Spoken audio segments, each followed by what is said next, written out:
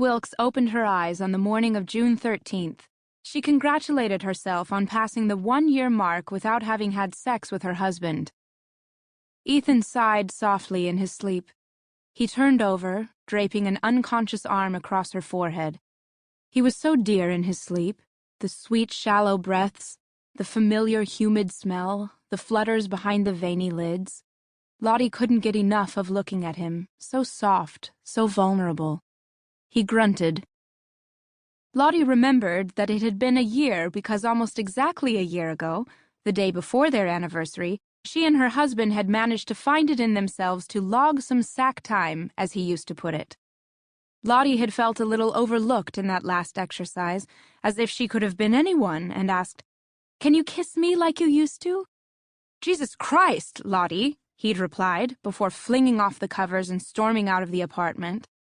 Lottie had forgotten for the moment that he didn't like being asked to do things, and promised herself no sex unless there was kissing. A promise she'd been able to keep. Ethan opened his huge brown eyes. "Hi, Mommy," he whispered. "Shh, sweetie," said Lottie. "Don't wake Daddy." Ethan would turn 4 in September.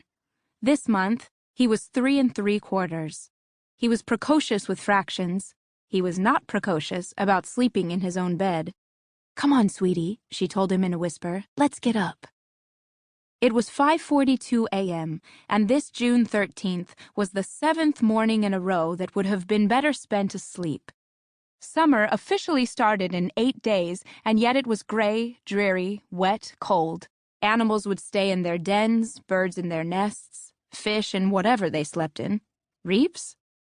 Ethan, of course, was impervious to weather.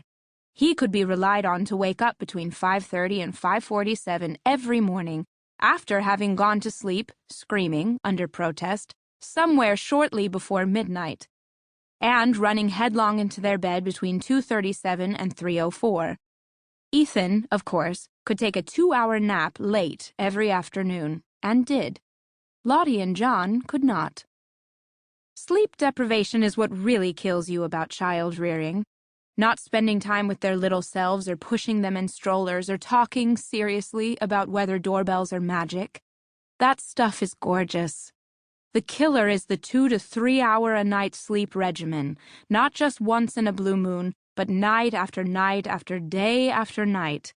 Sex was collateral damage, and truly, Lottie's life was easier without it. Less laundry, too. Lottie led Ethan to the bathroom. He was proud of his pull-ups, but not so proud that he didn't soak them just before daybreak. "Good boy," said Lottie enthusiastically when Ethan stood pleased and tall next to the potty, emitting nothing. "Good try." She adored him, and not just because they looked alike. Curly-haired, wide-eyed elves. She was stunned by the words in his little brain. She was struck dumb by the determination of his solid body. She marveled every time he framed a new idea. "Breakfast, Mommy," said Ethan this morning, and Lottie was overcome, as she was every morning.